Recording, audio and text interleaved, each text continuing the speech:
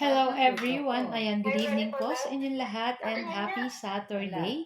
And for today's video, ngayon lang po tayo makakapag-edit and ngayon lang din tayo makakapag-upload after nating ma-edit. So yung lulutuin natin ngayon ay walang iba kundi itong ating sweet and sour na dalagang bukid na isda. And meron din po kaming pork tocino. Ayan. So, tara na guys. At samahan niyo pong magluto and enjoy watching po. Sana nga sa ating kawali, naglagay lang tayo ng mantika at pinainit natin. And then, iprito na po natin dyan itong ating, ang tawag niyan, itong ating dalagang bukid na isda.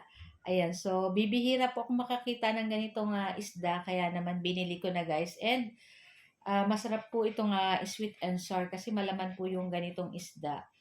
So, after nating maprito yung ating isda, ayan, set aside lang po natin. And sa ating panibagong kawali, maglagay tayo ng mantika or cooking oil.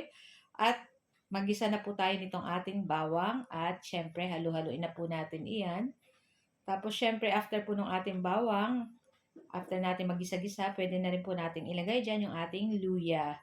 Ayan, tapos syempre, halu-haluin po natin iyan at ilagay na rin natin yung ating mga sibuyas.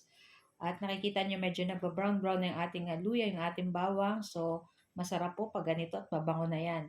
Tapos, ilagay na rin po natin dyan yung ating carrot. So, in-slice lang po natin ng ganyan po ang medyo pahaba. Ayan. Tapos, isunod na rin po natin yung ating red bell pepper. Ayan. Naku, napakabango at napakasarap po pag may bell pepper. Tapos, maglagay tayong konting toyo at i-mix-mix lang po uli natin iyan. Tapos, syempre, maglalagay po tayo dyan ng tinunaw na cornstarch. Ayan. Nilagyan na natin ng tubig.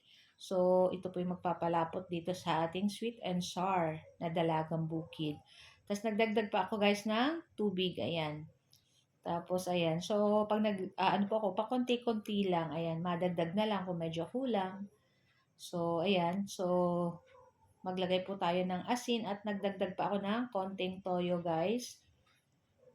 Yan. Tapos, syempre, ang sweet and sour po, manamis-namis po talaga yan. Kaya nga sweet and sour na nag-aagaw yung asim.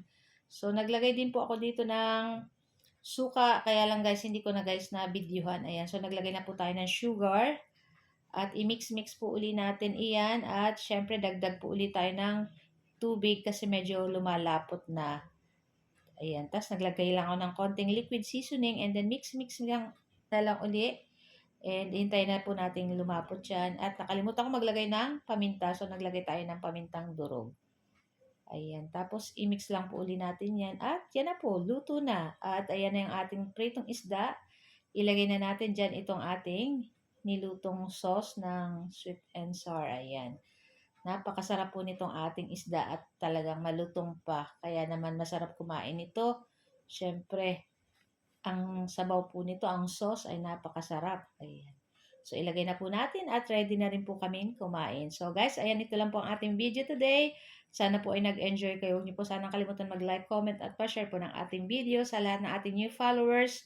Thank you so much, everyone. See you our next video. Ciao! Bye!